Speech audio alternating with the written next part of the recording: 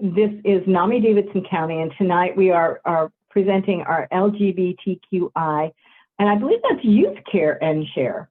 And our guests tonight are H.G. Stovall, Executive Director of Launch Pad, and Madison Halliday, excuse me, of Just Us out of Oasis. Both are have programs that benefit and support people in the LGBTQI youth community.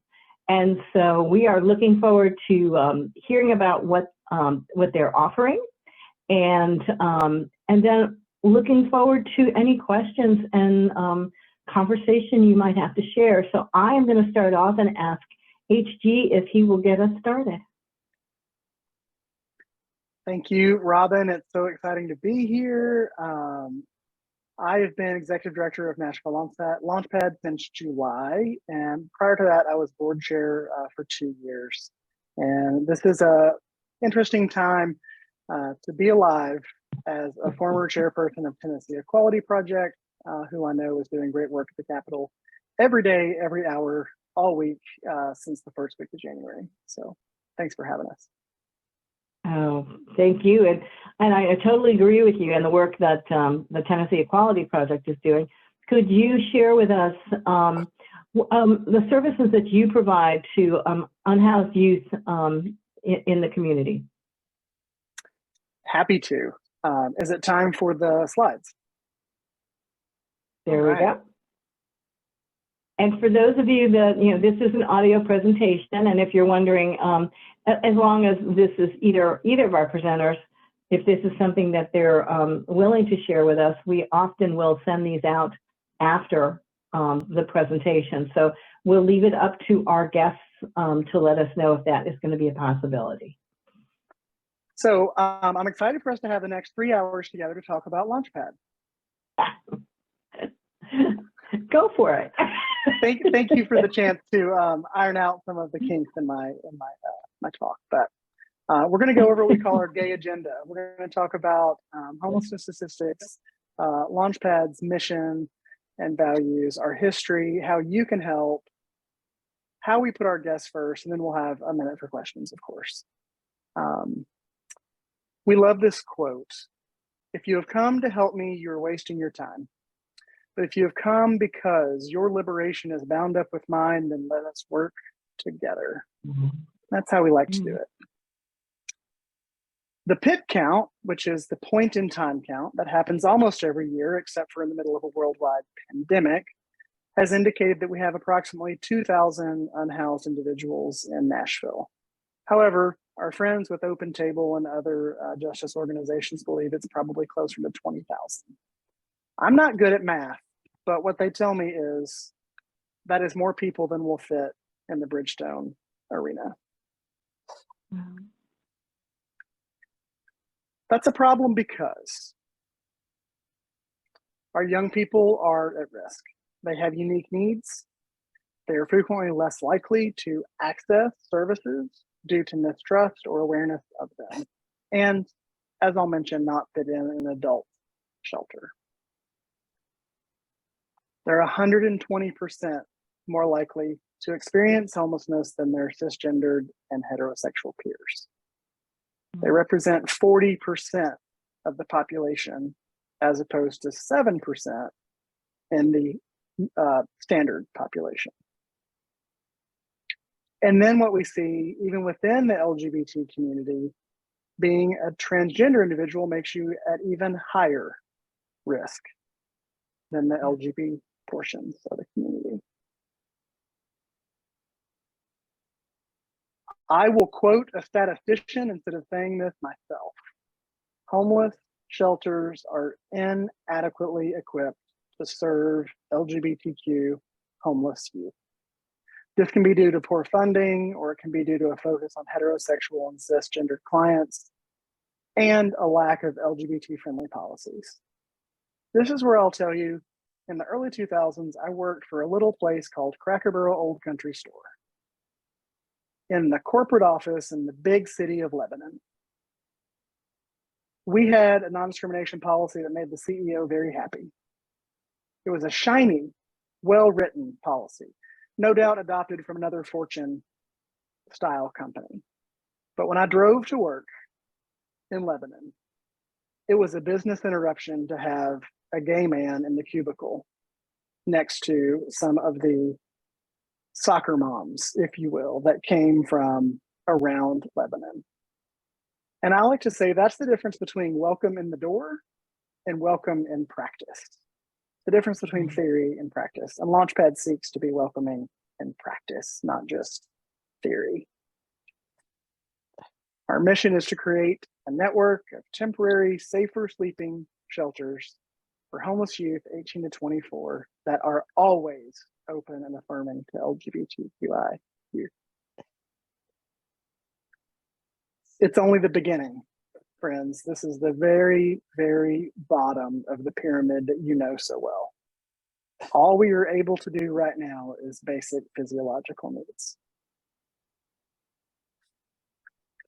But we know housing improves lives. And I had to sneak in an emoji because I wouldn't be a millennial if I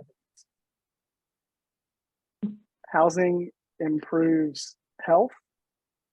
It reduces psychological distress, anxiety, and depression. I was excited to find this graphic of a nondescript person standing in the sun. It improves hope and happiness. Our history is rich. Launchpad started in 2014 when another shelter had to close due to a lack of funding. And what I like to say is that a little band of misfits said that our young people could not go unhoused. And so with one night a week, under the wings of the angel Reverend Becca Stevens at St. Augustine's at Vanderbilt, we began with one night a week of shelter. It was supposed to only fill the short gap. And here we are, 9 years of Launchpad later. The pandemic twisted us inside out. We pivoted to hotels and apartments. But over those 9 years, more than 1,300 young people have experienced more than 5,000 nights of shelter one way or another. You can help. You can use your hands. You can use your wallets. You can volunteer in the winter shelter with a little bit of training, either on the evening shift from 7 to 11, or the morning shift where you will never find me from 6 a.m. to 7:30. Let the recording show that people are laughing at my jokes. You can bring a meal for our young people. We serve about 30 folks, a warm dinner every night. And we also have a small team that processes the sheets and towels to keep them clean for our young people. There are ways for everyone to help. My treasurer of my board would be very angry if I didn't mention that we also accept money. But we have an Amazon wish list that is also really enjoyable for folks. At Launchpad, we strive to put our guests first. We do that with cultural humility, trying to listen more than we talk. My Kentucky grandmother taught me I had 2 ears and 1 mouth, and I should therefore talk half as much as I listen.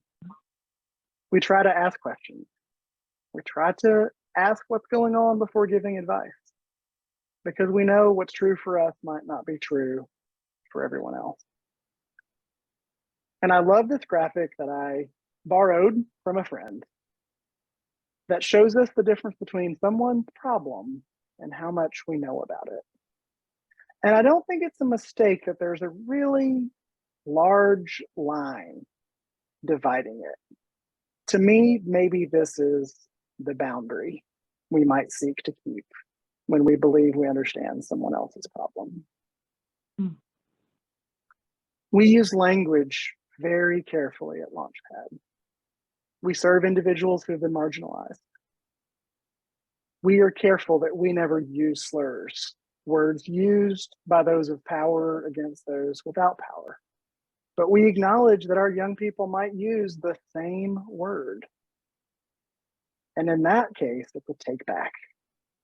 It is when people use that slur on their own as a time of empowerment. Take-backs are in-group language, and we do not engage.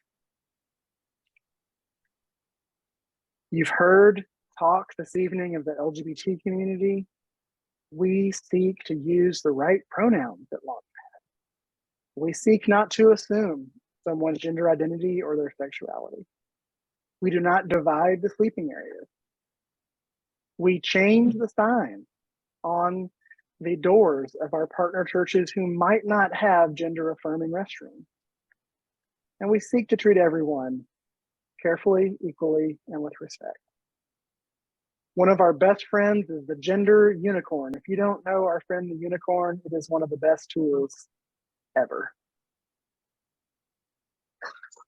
We also acknowledge the intersectionality of our work. We might have a young person who's not only a member of the trans community, they might also be a person of color. They might have a disability. They might have a previous history of being unhoused. And what we know is that intersectionality is real, no matter who seeks to legislate it out of existence. This is one of my favorite quotes. I'm not one much for sports ball. In my house, we do believe in sport, and those are competitive antiquing, drag race, and figure skating, but I digress. Some people are born on third base and go through life thinking or believing they've hit a triple. We also seek to engage in appropriate bystander behavior, because if you depend on someone else, it may never happen. We cannot let acts of aggression go as we seek to build a stronger community for those we serve for their futures. I can't tell you how many hundreds of times I've had someone ask me for help when they meet somebody who might not use a he or she pronoun, and they fall all over themselves with guilt if they forget to say they, or if they use the wrong gender. We can't undo the domino, but we can do what I've heard the piano teachers say: keep moving, because some people won't even notice the mistake. Apologize quickly and move on. If you've not heard of the pylon principle, this is one of our favorites at Launch Pad. You might walk into a meeting, step on someone's foot on the way in the door, and not know that that morning they dropped a bag of sugar on it. And then someone with a bicycle ran over that same foot on the way to work as well. We don't know what someone else has been carrying. Mm-hmm. What we hear at Launch Pad is we give hope. This is a quote from an actual Launch Pad guest. Other places will kick you out, but here they give you a chance. I go other shelters and I feel like it's the end. But when I come here, I feel young and like I still have.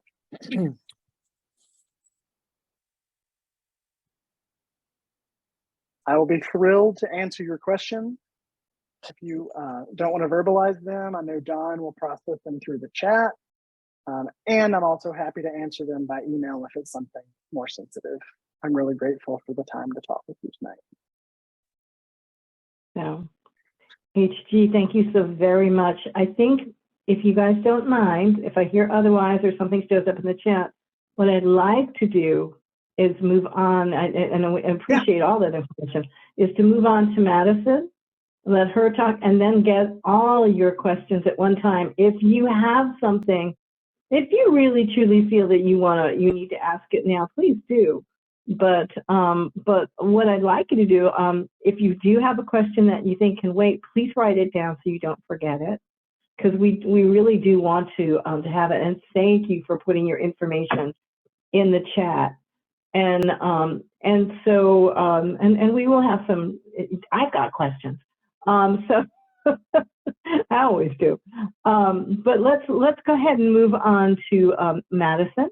If you will please reintroduce yourself and And did we have any slides for you, or presentation only?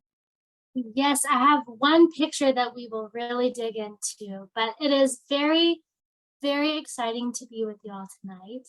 My name is Madison, I use she, her, and I am specifically the Just Us therapist with the Just Us program at Oasis. So largely speaking, Just Us is a collection of programs that helps kind of specifically young people within the LGBTQIA community from ages kind of 12-ish, middle school, through high school, 18. My client load is kind of flexible, so I see anywhere from 10 to 24. But specifically with our programming, we have 3 different programs where young people can kind of connect with peers around Middle Tennessee in a way that makes the most sense to them. So we have Becoming Us, which is for middle school, 5th grade to 8th grade.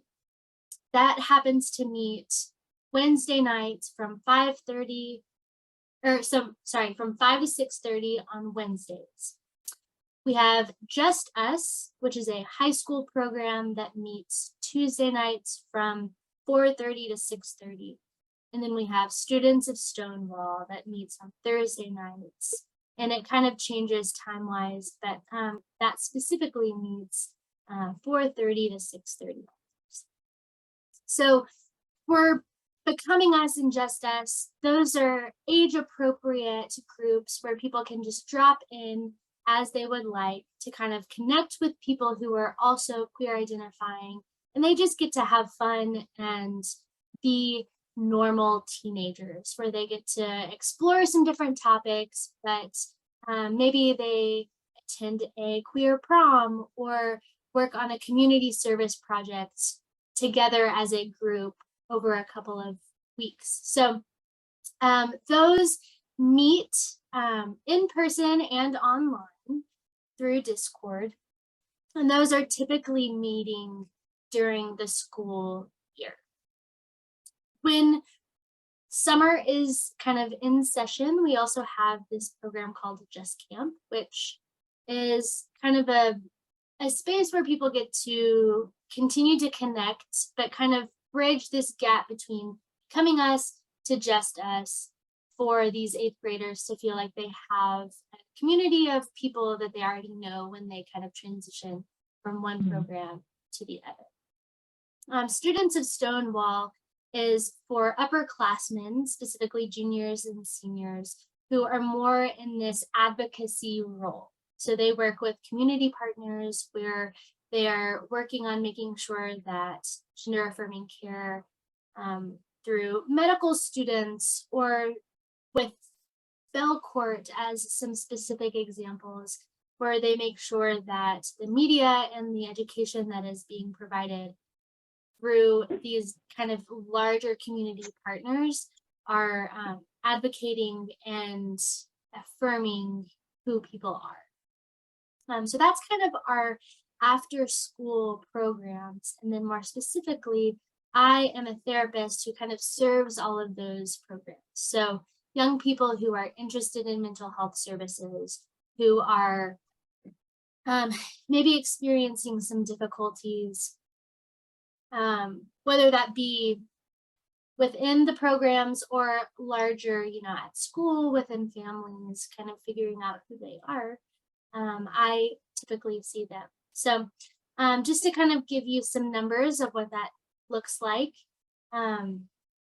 we serve about 100 to 120 sessions of young people every quarter, which is approximately about $15,000 worth of mental health services if we were to compare it to private practice fees in Nashville. So we see that as a really big need and help, especially knowing that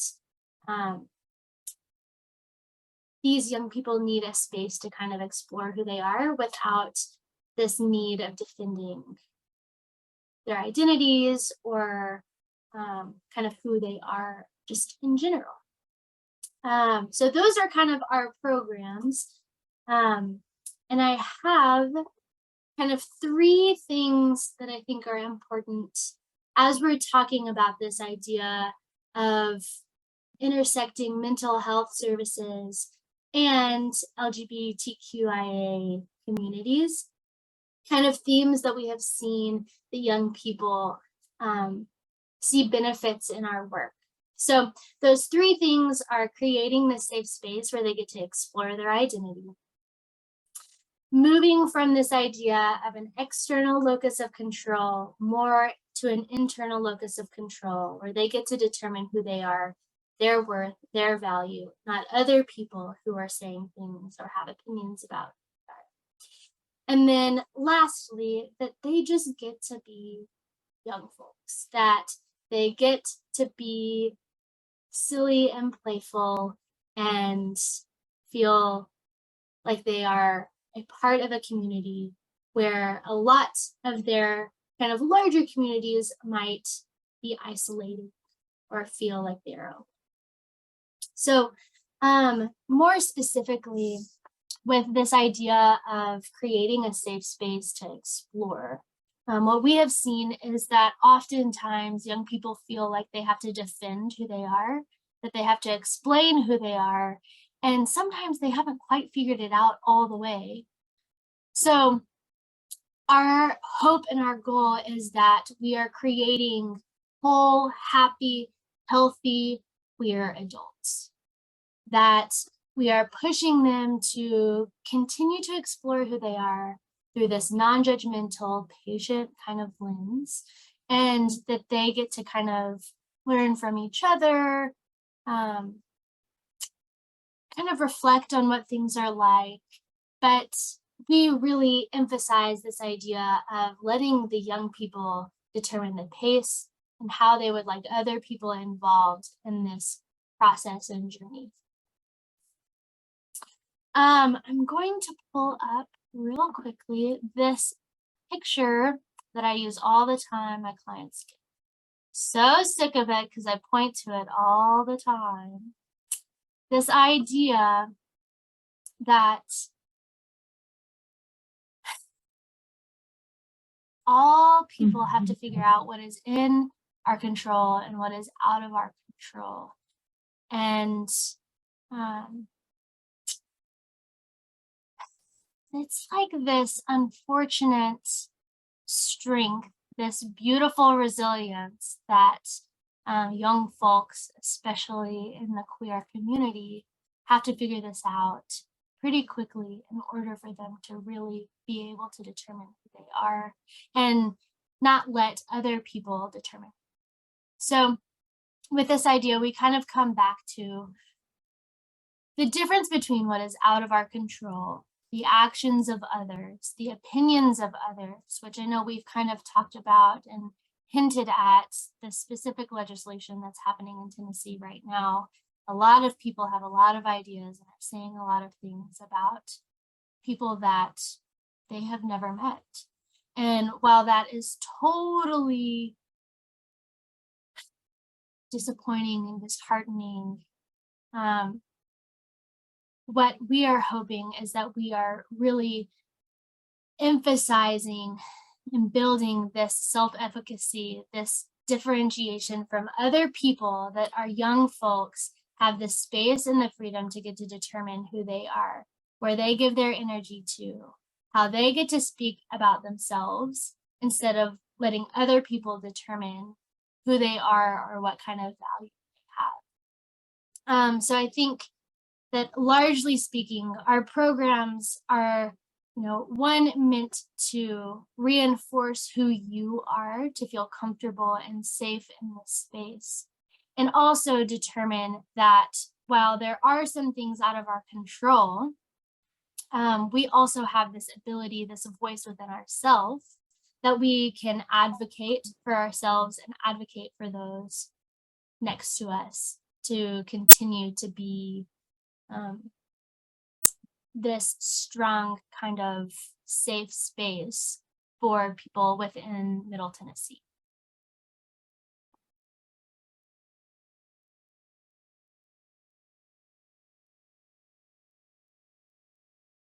is that all? Yeah, Okay. yeah. I love the graphic. I think any of us can use that graphic for for our lives. For looking internally and then understanding and trying to make the call on. Sometimes it's hard. We don't realize that we're making the call on what's external and what's not.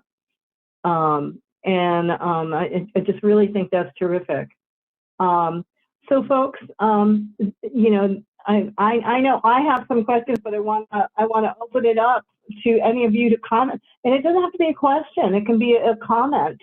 I'd like to open it to the floor at this time for both HG's presentation and Madison's, and your thoughts and any questions you may have. Does anyone have anything? I actually do, Robin, real quick, just for the benefit of our audience and the audience who will hear this audio recording online. Madison, you mentioned students at Stonewall. For those who are uninformed, could you briefly explain what Stonewall's significance is? Yes. So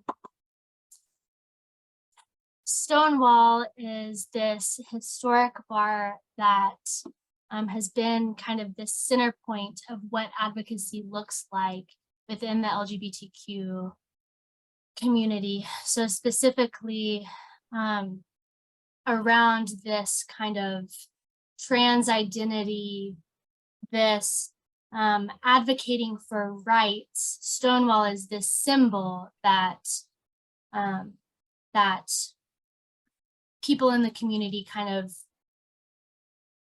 turn to as this kind of centering voice and symbol to advocate, to fight for being seen, being important, being heard. So that is why Students of Stonewall is called that specifically. Thank you, Madison. And HG, you had referenced language, and I have a question. Just general. I grew up in the late '70s, early '80s, and for me, and I have friends. I actually watched Drag Race down the street with two friends from college. I consider it a competition, not a showcase. They think of it as a showcase. I like it more competition. But anyway, the word queer does not sit with them. They are in their 50s, and they remember that being a slur growing up. And I'm wondering, in today's world, what does queer stand for? Yeah, and I'm going to invite Madison in as well.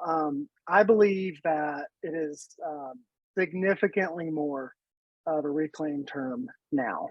I'm not afraid to say that I'm almost 43 and I still have issues with queer. I respect it. It's not something I normally say. My program director, Micah, is perfectly thrilled saying queer all the time. And I'm thrilled. But that's a great example of what I was discussing, of the difference between a slur and a take back. Don, thank you for raising it. Yeah, I'd like to add on kind of queer is this kind of umbrella term where people can identify within the LGBTQ spectrum as maybe pansexual and also cisgendered or trans or non-binary, that it's just kind of this colloquial term of this broader community and spectrum of identities. Okay. Do you want to say something? Go ahead, Maureen. As someone who uses the word queer to describe myself, as a young person specifically who uses that to describe myself, again, what Madison said about it being an umbrella term, for some people, it's something that you can use to describe yourself when you're not quite sure where you fit yet, but you need something to let people know that you're not straight or not cisgender and you want to be able to fit in with that. It's just, I think it's really important, especially since it is something that's been taken back that used to be offensive, but now people can use that to just explain themselves a bit more without like having to fully identify as one thing. That's just my 2 cents on it. Absolutely. I love that you brought it into some specifics. Thank you so much. Absolutely. And Maureen, I think you just did for me what I was going to say, which is I think that we find, as this discussion is shared, that this is kind of generational. And so I think younger is and I love the use of it and the way it's got an inclusivity now. Before it definitely was an exclusivity. It was meant to often drive people away, and that's why older folks don't like it, because it was used to push them away. And they're different. They're not us. It wasn't inclusive. And I think isn't it incredible how a term has been rehabilitated to be just the opposite and just so inclusive, in so many ways. So yeah. All right. Well, us old folks will catch up, Maureen.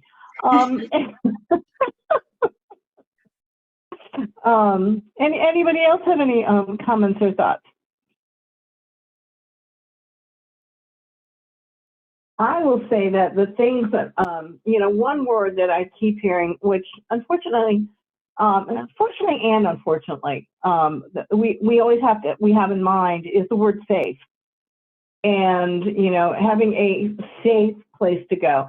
And that can be safe physically, that can be safe emotionally, but, having a safe place to be respected in. And so, definitely this is something that we see. And I will just express my concerns over, some things that are going on legislatively that I think make people feel a lot less than safe in their communities. And so I'm glad that we have things that offer that space.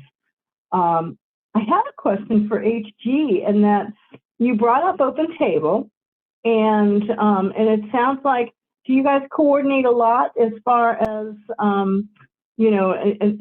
them bringing the message that you guys exist out into the streets?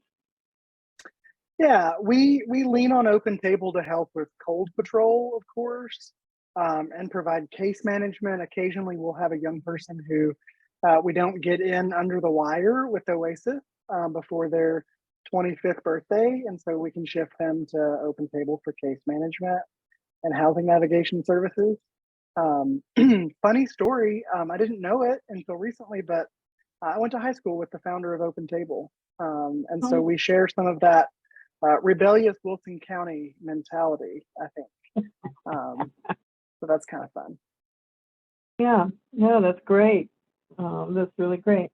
And the other thing that I wondered was, do you ever have such demand that you have to turn people away, and what do you do if that happens? We do. The estimate is that up to 1,000 young adults are living on the streets of Nashville or are housing insecure at best. And historically, we would find that we would become full and begin a wait list in mid-January. And that happened early this year. That began happening in mid-December. And as executive director, I'm not in shelter every night. And I am grateful that I was protected from what it felt like to tell a young person that we didn't have a bed for them, but we could get them a Lyft ride to another shelter with older adults that are divided by gender. And it was hard to watch. Very, very hard to watch. Our shelter, though, is not, it's not exclusively available to LGBT young adults, it's just affirming. And I believe that we have an opportunity for us to ask that our LGBT young adults treat their straight counterparts with respect as well, as part of an understanding of what it is to live in harmony together, or live in discomfort together, rather, in an exercise toward harmony, right? So there are times that the wait list has somebody who is not going to have a hard road necessarily, and there are times that it might be a real terrible challenge. Yeah. Something else that you said was, and as a straight woman, I didn't even think about it right away, but I like it. And that is, we do not divide sleeping areas, which makes incredibly perfect sense. But I didn't even think about that as a straight woman. Yeah. And yeah, that is. So Robin, it's interesting that you say that. Some of our favorite Launchpad church hosts are those who have a history with Room in the Inn, because they understand the nature of it being night to night. They understand the challenges that our guests follow.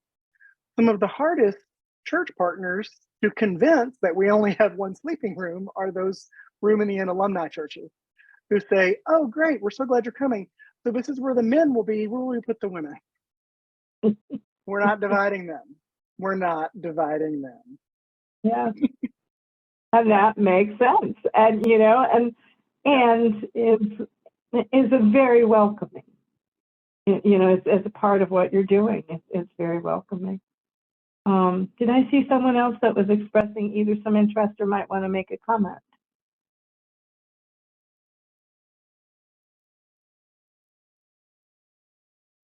I've got to say, with some of the stuff that Madison was talking about, you know, another word that kept striking me was, and as always, and I think especially it's in any of us really at any age, but especially at ages when you're trying to self-define and you're growing into yourself, and that was the word identity.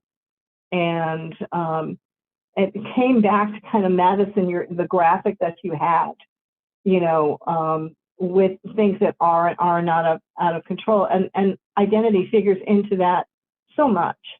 But I just thought, you know, we always want to, if we don't give people the room to explore their own identity fully, emotionally, sexually, individually, as, you know, their place in the world, we can often deprive ourselves of somebody really special that can give to others.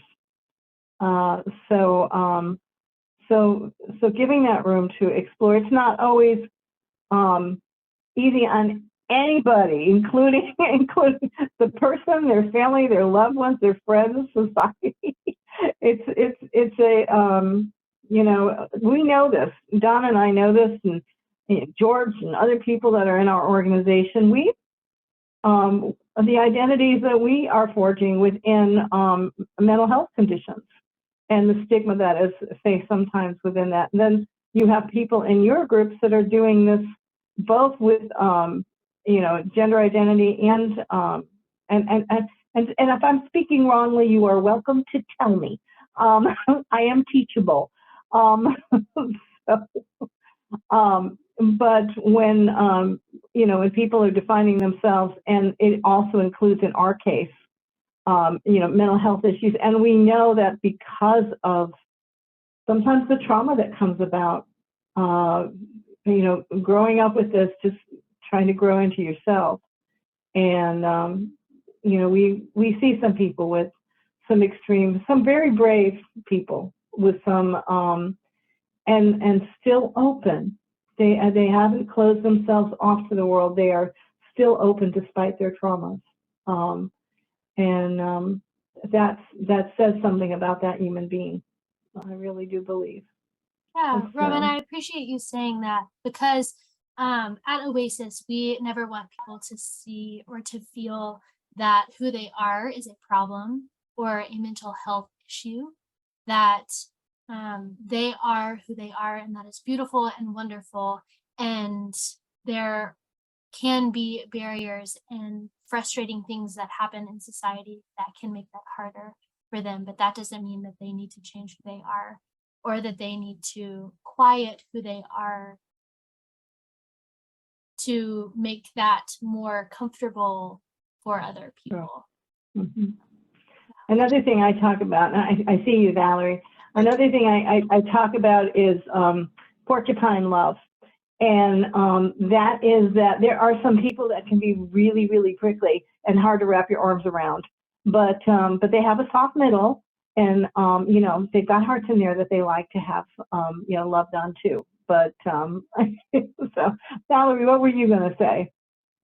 Well, I want to appreciate the identity because I remember growing up, it's like parents would put their children as an extension and not as an individual soul.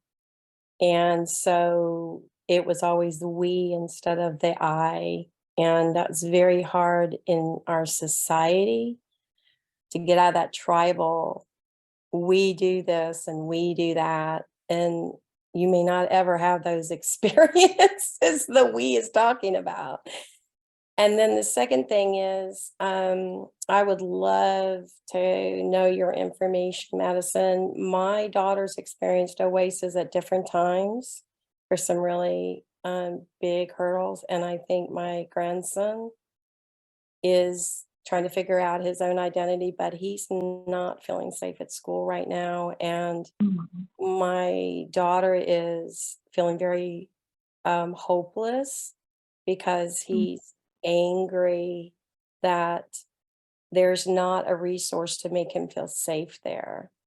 And I told her that should the opportunity come up tonight, I want to gather resources because he can be suicidal and angry at the same time. And they do not know how to deal with some of his own mental health.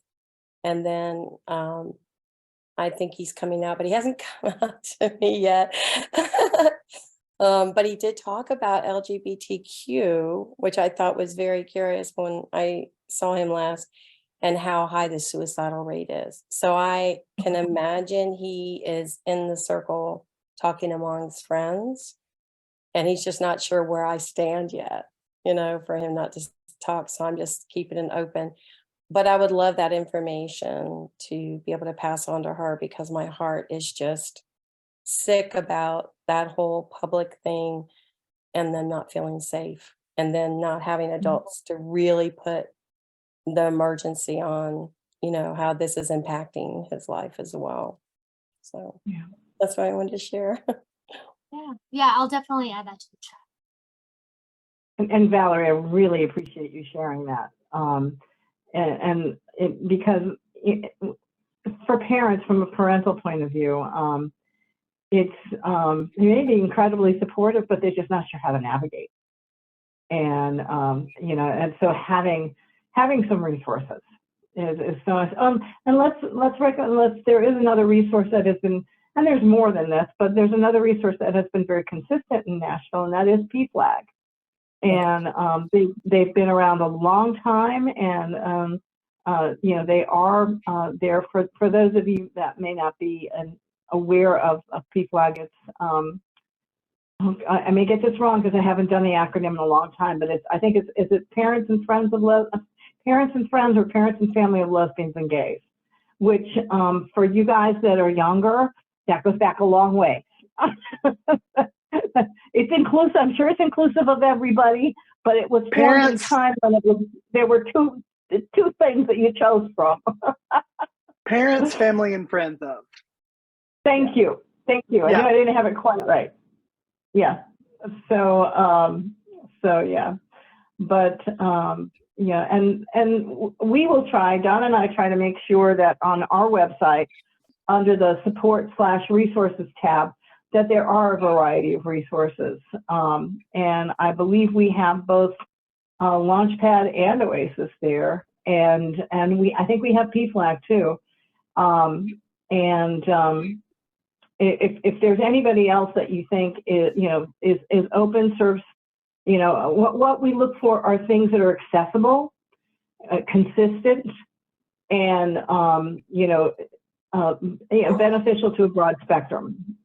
So if you know of anything, do please share it with us, and we'll get in touch with the folks. And and the other thing that we do at NAMI Davidson is we are multicultural in terms of ethnicities, and we know that for some ethnic cultures, this can be. There's a few that are very welcoming, but there are others that this is just taboo, and it just kind of adds to that lack of safety and that feeling of safety in and amongst your and isolation within a family. But we've made some headways into the Eastern Indian community, the Chinese community, and the Muslim community. And so we've got some counselors in those areas, and you know, people that are willing to talk and listen. So let us know. We look at ourselves as, you know, we're yeah, if we are a place for resources. You know, we're not the be all and the end all. We just, like Don and I both say, we know people who know people, and we share that. So. Well, I just want to add that one of the things I love about NAMI is, for the first time in a long time, you do not, you give such dignity and respect to people that are going through mental health issues and navigating how to live and manage with them. And I'm very new to you all, but my heart feels like I'm not ashamed, and I don't have to keep it secret, and I don't have to be defined by it as well. That was the, you know, the awareness and the aha moment the last couple of times that I've been on the calls, is that, wow, we don't have, you know, it's just part of us. It's not all of us, but it's a part of us, and that we can still find joy and happiness and, you know, life overall. And that's so important to me right now, because I'm still navigating a whole lot of stuff that is uncharted. So I just want to add, thank you. I'm so glad that you have a county resource here.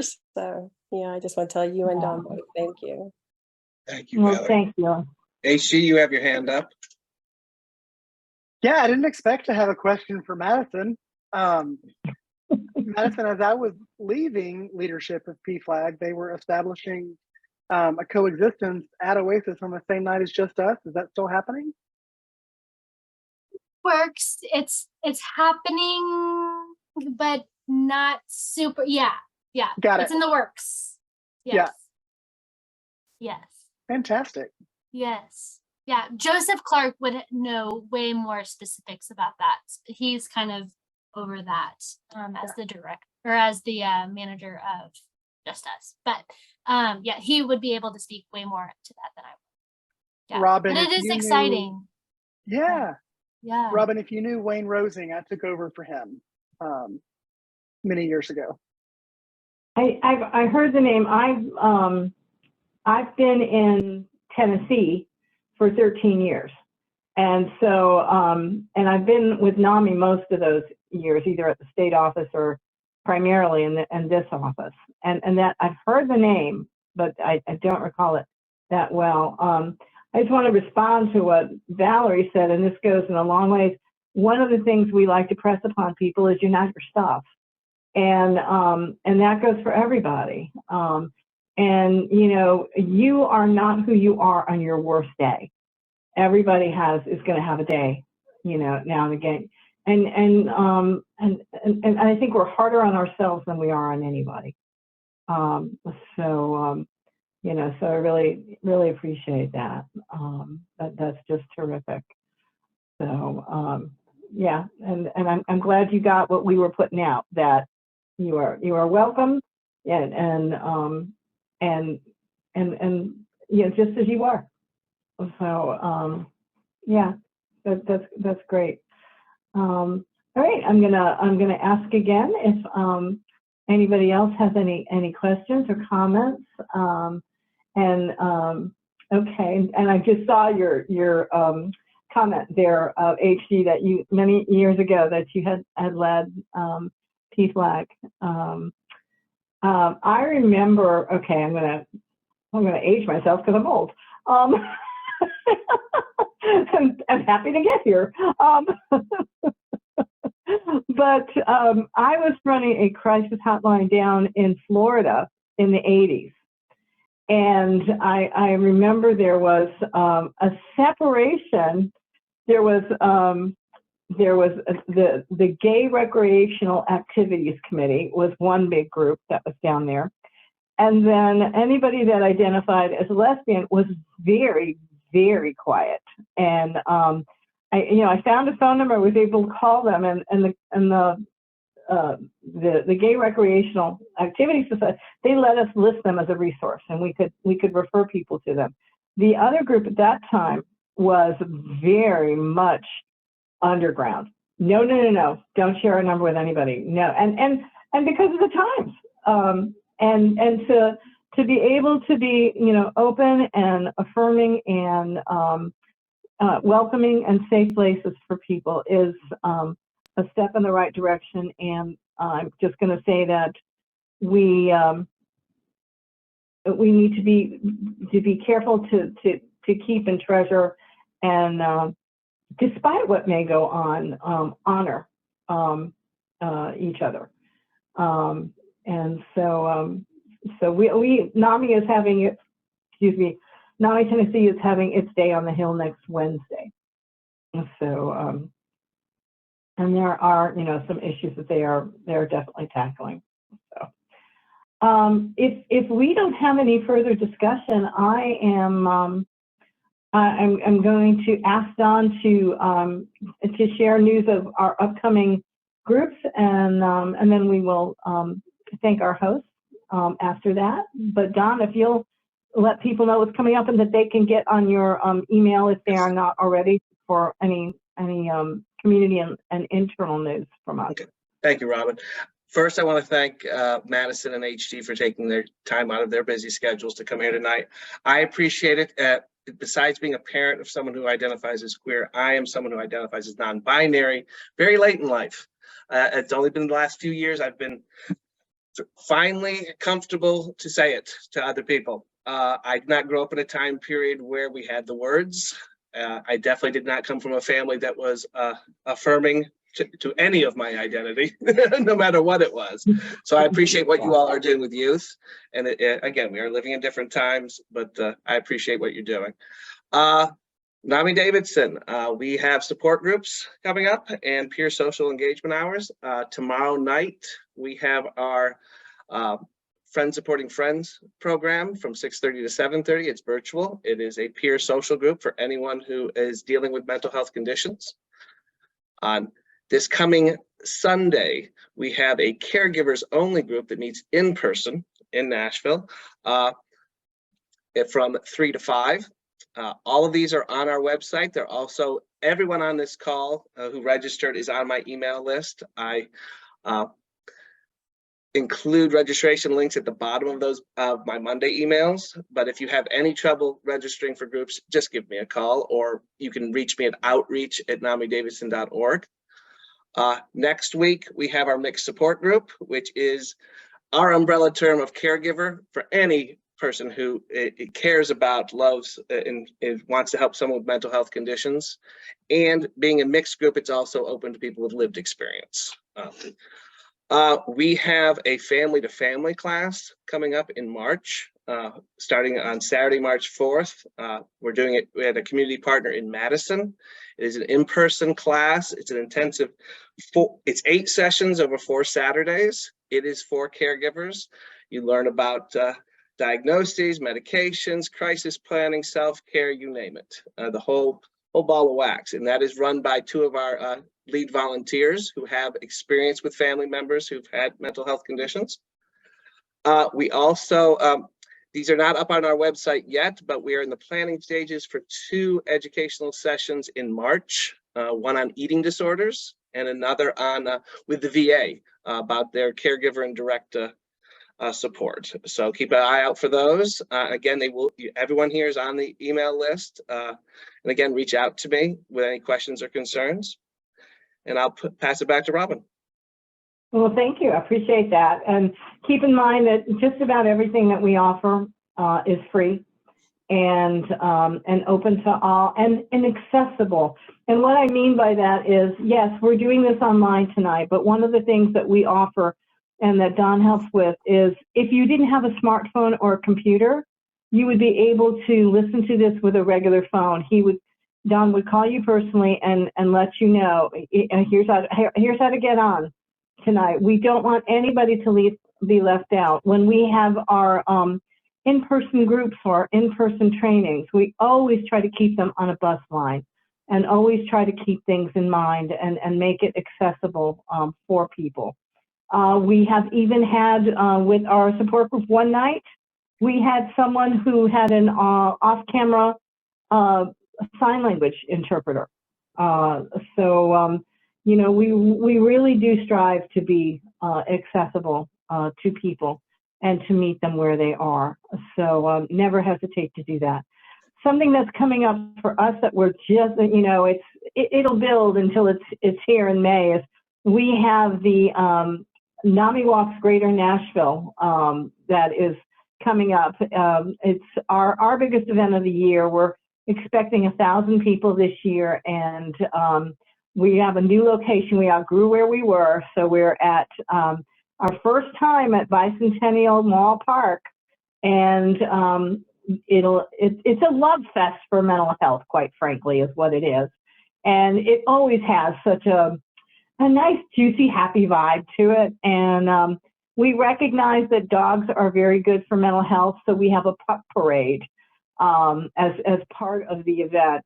And so you guys are all welcome to come out to the event. We do have some sponsorships available, and we welcome teams. So you know, we're just getting started. We'll come to a full boil about a week out. We'll be Don and I will be barely able to breathe, and George will get sucked into the vortex too. That is the walk, and it's much work as it is for us. It never fails to amaze me day of the vibe at that event. You know, and we have a first aid tent that doubles as an emotional support tent. And in the 10 years we've been doing our event, it's only been used once. And that is because people feel so comfortable being there. And these are people with social anxiety and everything else, but they know they're welcome. So keep that in mind. I want to thank our guests tonight for their for the sharing, the caring, the compassion that you show and give. And I want to thank everybody that joined us tonight, and those of you that shared. Thank you so much. And if you are someone who is having a hard time because you might identify as queer, or just because you might feel that you haven't found your tribe yet, and that you're feeling kind of lonely. You know, we welcome all kinds of people, and we are aware of what the resources are. If you are hurting, don't do that alone. You don't have to. There are resources out here. There are people who care. Thing is, you've got to make that first step. We won't know you're there unless you tell us. So please reach out. And you can do that at namidavidson.org. You can do that by getting a hold of Launch Pad. You can do that by getting a hold of Just Us at Oasis. But you don't have to do it alone. So thank you, and that'll end our evening, and we'll